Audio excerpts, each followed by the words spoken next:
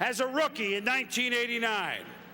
Troy Aikman played for a team that won one game, one. At the end of the 1995 season, that would be just 6 years later, he owned 3 Super Bowl rings. 3 of them. Efficient? Yeah. How about clutch? 6-1 combined in Super Bowls and championship games, including, of course, 3-0 in Super Bowls when he completed a record 70% of his passes. There's a ton of pressure when you're drafted first overall in the National Football League, more than anybody would know. Troy Aikman took that pressure and he ran with it. Check that. He passed with it. To present Troy today, his mentor in his early days in Dallas. Back then he was offensive coordinator, coached the quarterbacks, later himself became head coach of the Redskins, and the Raiders now coaching the offense with San Francisco. Please welcome back to the Cowboy fold, if you will, Norv Turner.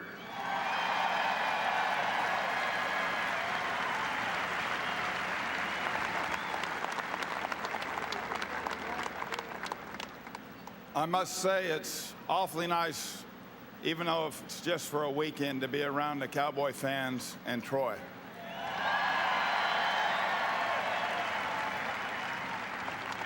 I remember it like it was yesterday, the first time I met Troy Aikman. He was in a meeting, he was standing in a meeting room. He had his arm in a sling.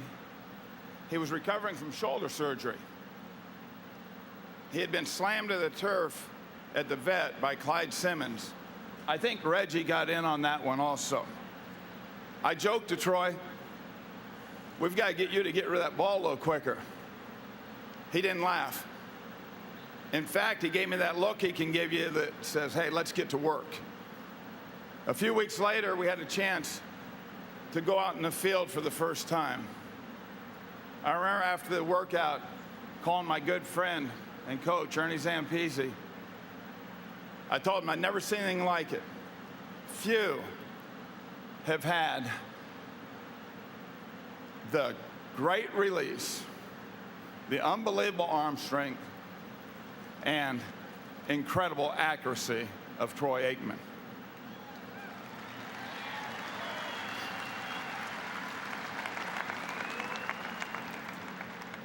A couple years ago, during an interview, I was asked if I got to coach one game, who would I choose as my starting quarterback?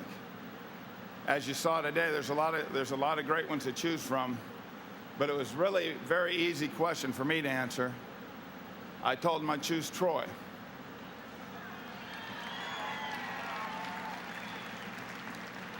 The interviewer politely asked me why. I said, because I want to win.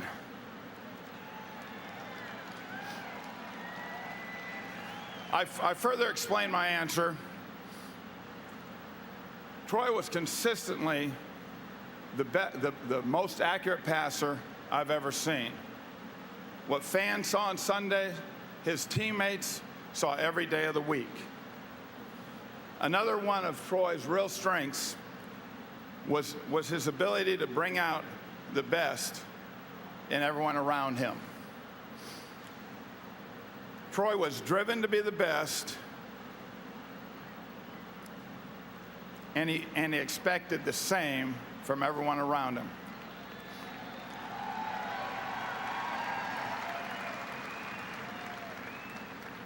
I really felt it was Troy's drive, along with Coach Jimmy Johnson's leadership, that had accounted for that worst of first you just saw on the screen. Troy's greatest strength as a player was his ability to focus and stay focused in the most unusual circumstances. Troy had the ability to make the play when it mattered the most. You know, after a game, a lot of times you have those ifs.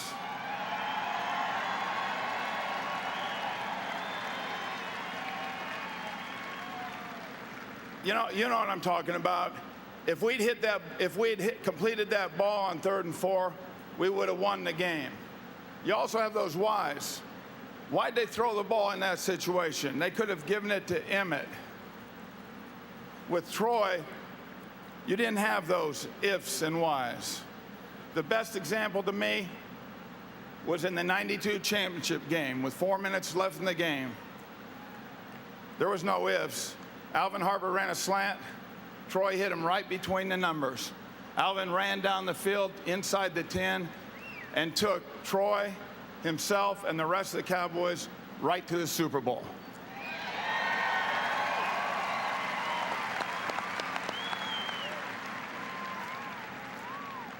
If you look at Troy's greatest plays, they came in the most critical situations.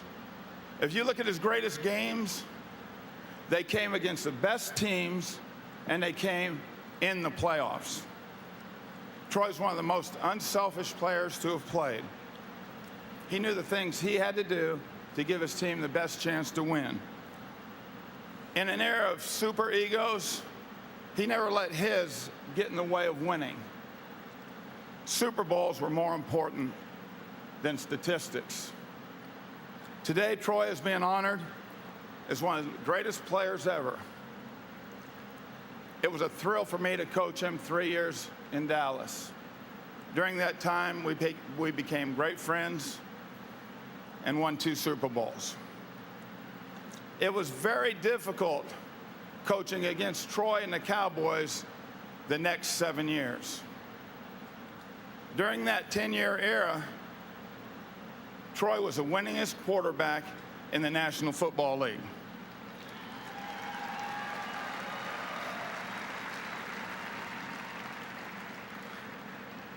It was great for me to watch Troy grow as a player, but more than that, it was a thrill to watch him grow as a man. I feel privileged to present Troy today, but I feel more privileged to have been his close friend throughout the years.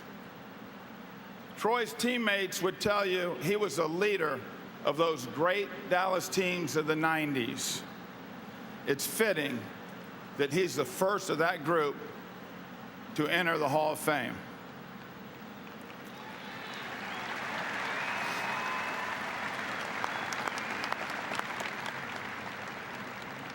I look forward to future years when he'll be joined by his great coach, Jimmy Johnson, his teammates, Michael Irvin,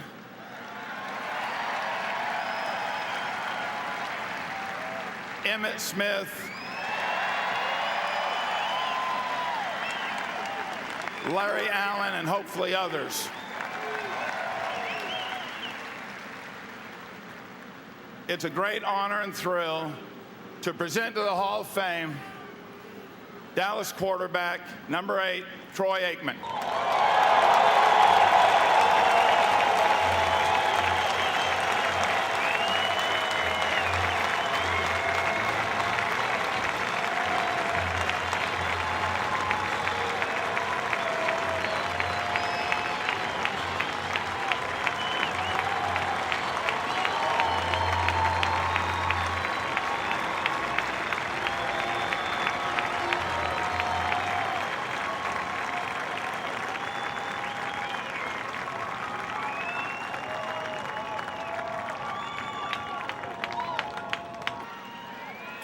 Thank you. Thank you very much. I'd like to first of all say that I'm very pleased to see all the people who have stuck around here today. I know it's been a long day. I know it's hot.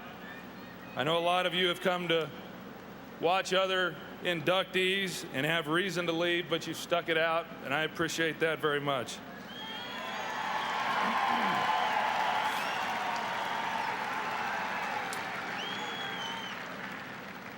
I'd also like to say that the people in Canton, Ohio have been absolutely terrific.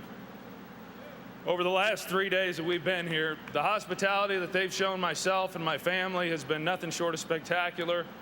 I look forward to many return trips to the Canton area in the future years.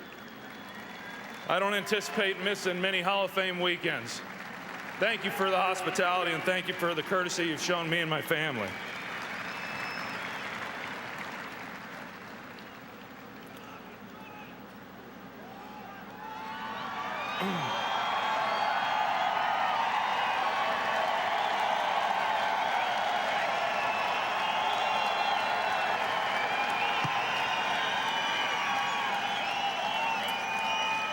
You know, it's said you're judged by the company you keep.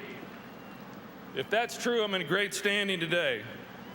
It's an honor to be a member of a Hall of Fame induction class that includes 5 men for whom I have such an admiration and respect. Warren Moon, Reggie White, Harry Carson, and Rayfield Wright played the game the way it should be played. John Madden coached the game the same way. I would have loved to have had any one of them on my team. I, too, am saddened by the absence of Reggie White, an amazing player and even better man who left us far too soon. Reggie, Warren, Harry, Rayfield, and John represented the game with class, just as Leslie Visser, the first female recipient of the Pete Rozelle Award, brought respect and professionalism to the field of journalism for her work in print and broadcasting. It makes me proud to be in their company today.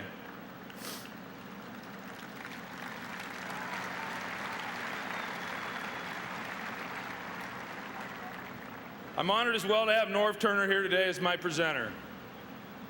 Norv was my coach for 3 years. That's it. I started playing football at the age of 7 and retired when I was 34, and of all those years, Norv and I were together for only 3. And yet there's no doubt in my mind that if Norv Turner had not entered my life, I wouldn't be joining these men in the Pro Football Hall of Fame today.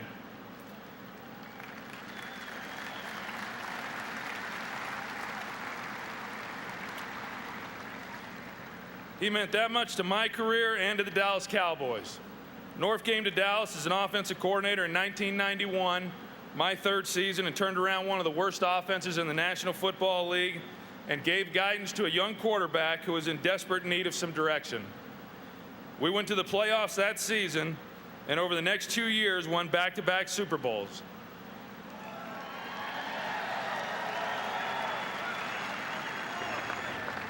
At a time when many coaches are guarded about getting too close to their players, Norv proved that you could be both a great coach and a great friend. And yet, it's our friendship that is most special because it has endured long after he stopped coaching me in Dallas. He's the big brother I never had.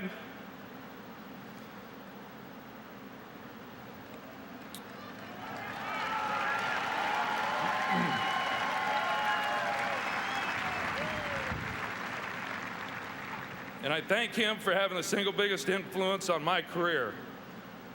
Thank you, Norv. I wouldn't be here without you.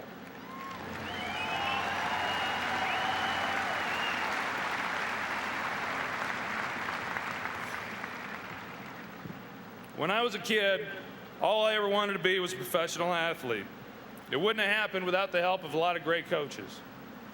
I was blessed to be coached by some of the game's best, beginning with my earliest years of junior All-American football in Cerritos, California with the Suburban Hornets.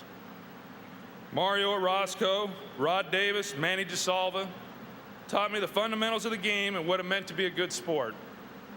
As I moved on to junior high and high school ball in Henrietta, Oklahoma with the Henrietta Hens, that's right, our mascot was the Hens, Fighting Hens,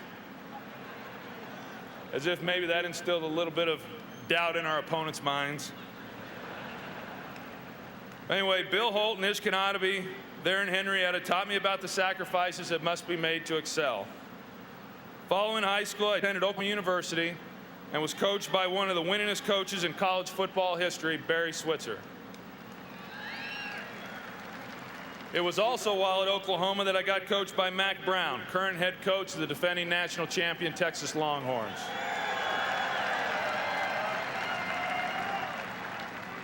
Although my time at Oklahoma was brief, it was there that I first learned how difficult playing the quarterback position could be.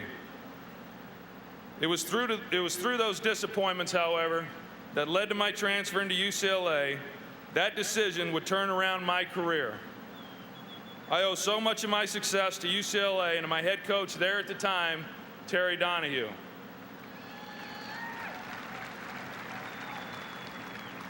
Coach Donahue represented UCLA with class and integrity and was a great example for the young men that he coached. His impact on me was significant. He would often tell me and the team, things are never as good as you think they are, or ever as bad as you think they are. Sound advice that I would have to remind myself of often during my early years in Dallas. Coach Donahue, thank you for providing me an opportunity at UCLA and having such a positive influence on my life. So many other coaches are responsible for my development as a player. Rick Enos, Danny Spurlock, Kent Lackey, Steve Aikman, Rick Neuheisel, Jerry Rome, Hudson Houck, Joe Avisano. Joe's been a great friend to me and my family for many years, and I thank him for his support throughout my career.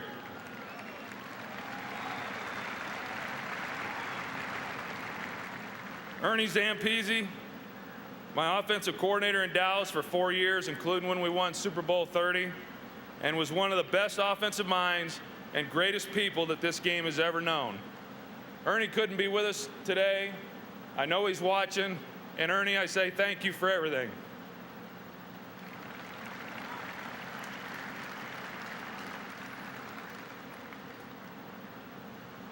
And then, of course, there was Jimmy.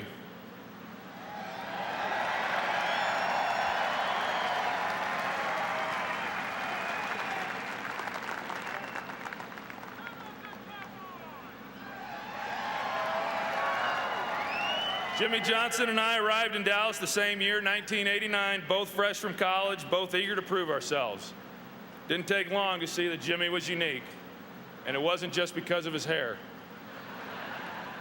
I think what struck me most about Jimmy was his fearlessness. Some coaches play not to lose. Jimmy always played to win. Some guard against overconfidence. Jimmy insisted on it. Jimmy's boldness set the tone for a young group of players who didn't know much about winning but were eager to learn. Jimmy was the right coach at the right time for the Dallas Cowboys, and I'm grateful to have been given the opportunity to play for him.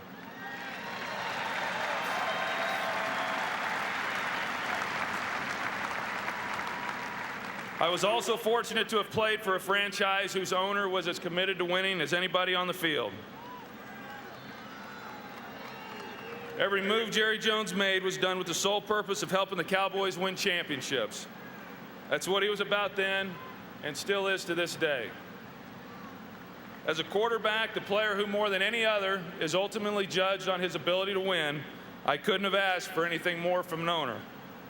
It was a privilege to play for Jerry and the rest of the Jones family, and I appreciate the opportunity that they gave me and their commitment to making the Cowboys a championship organization. Thank you very much.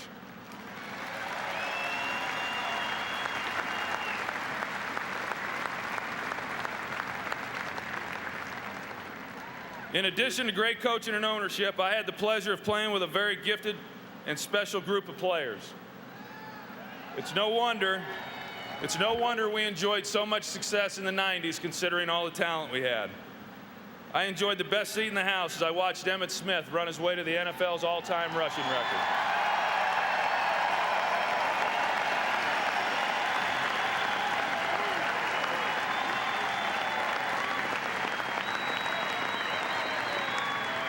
Michael Irvin, whose work ethic was second to none, was one of the most special teammates I've ever had the opportunity to play with.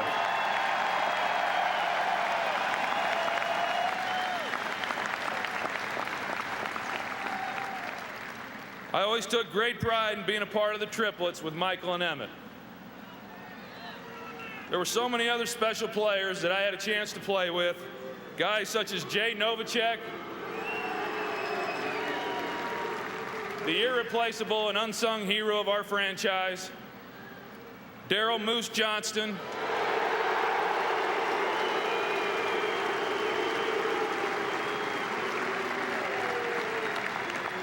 the blue-collar guy who I'm not ashamed to say was better at his job than any other player on the team was at theirs, including myself.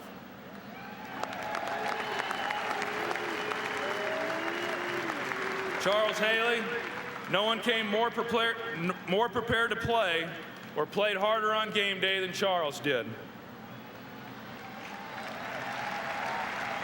Jason Garrett, my confidant and greatest ally on the field and in quarterback meetings for the majority of my career. Del Hellestray, not only was he the best long snapper in the league, but he also proved to be a great listener to all my frustrations on many Saturday nights. Thank you, Strapper.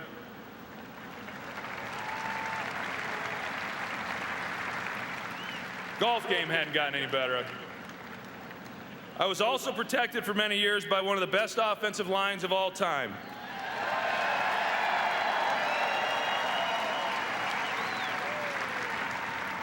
Mark Tuinay, Nate Newton, Mark Stepnoski, John Giesick, Eric Williams, Larry Allen, and Kevin Gogan.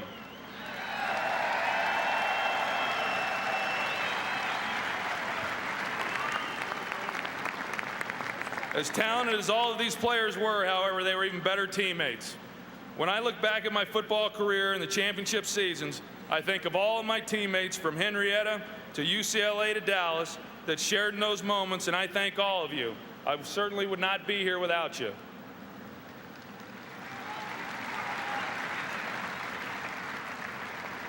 As I look at the men on this stage behind me, I think about the many great moments that they helped produce, the championships their teams won, and the fans they entertained.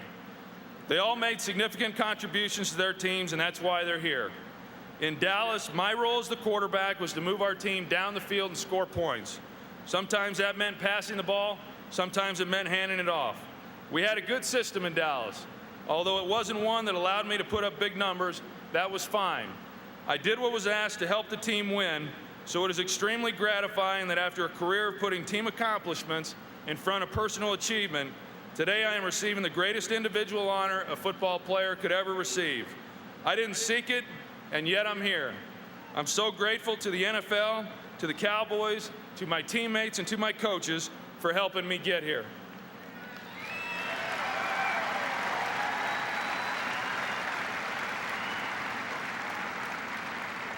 There are two other people that deserve mention. The first is Leigh Steinberg. Leigh was my agent throughout my career, and I was always proud to have him, along with Jeff Morad, representing me during contract negotiations. There's not a better example of Leigh's support for his clients than the fact that Warren Moon selected him to be his presenter today. The second person is my longtime business advisor, Mark Grigg. I've known Mark since I was 22 years old, and since that time, I've not met a finer, more trustworthy person. Mark, thank you for the commitment and support over the last 17 years.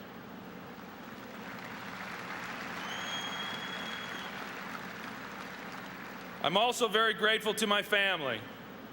My mother, Charlene, sacrificed so much for myself and my two sisters, shuttling us to practices, attending our games, fixing meals, keeping our uniforms clean, and basically always being there for us whenever we needed her, regardless of whatever else might have been occupying her time at the moment. Mom, you're an amazing woman.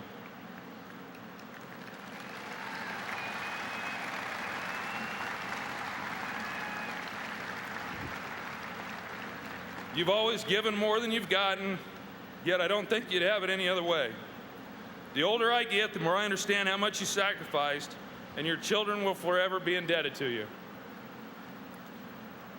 My father, Ken, taught me early on that through hard work I could achieve anything I wanted in life. Dad, you were right. You taught me about discipline, toughness, and life's most important lesson, to never quit. My intensity on the field was a reflection of you, and your impact on my athletic career was greater than you'll ever know. I was also lucky to grow up with two terrific sisters, at least most of the time. Terry and Tammy were pretty good athletes themselves, and since I didn't have a brother, they were the ones who satisfied my need to get better by playing catch, running routes, rebounding baskets, and doing pretty much everything else little brother needed. I thank both of you for all the support and love you've shown me through the years.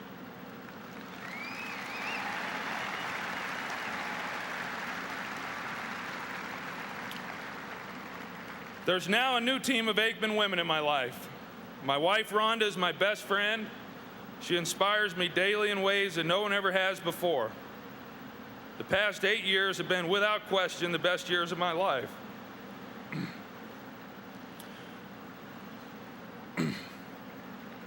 Rhonda, you're a wonderful mother and example to our three daughters, Rachel, Jordan, and Alex. The four of you make me so proud and give my life purpose, and I'm so thankful to have such a wonderful family.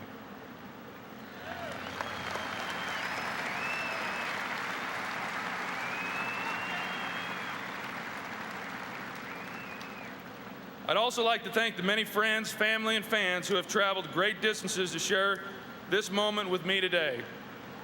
Your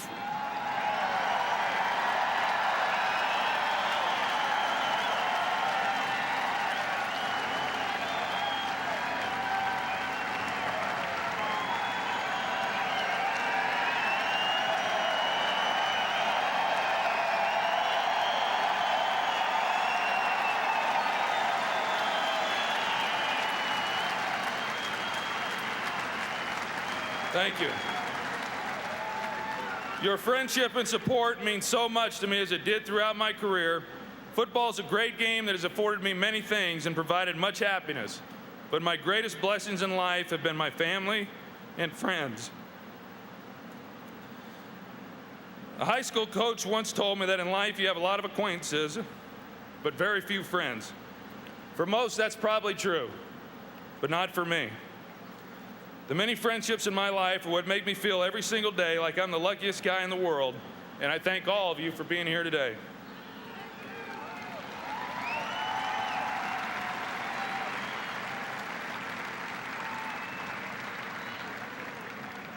In closing, I'd like to share something that a close friend used to tell me back when I was playing. He'd say this when times were tough. Maybe we'd lost a close game and I'd thrown the deciding interception, or the grind and the rigors of the season were beginning to take their toll on me. And what Norv Turner would say was this: sometimes we have to remind ourselves that these are the jobs we've always dreamed of having. Sometimes we have to remind ourselves that these are the jobs we've always dreamed of having.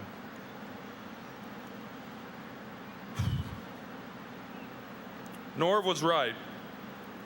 For as long as I can remember, all I ever wanted was to play pro sports. A lot of kids want that, but very few actually get the chance. I was able to live a dream. I played professional football.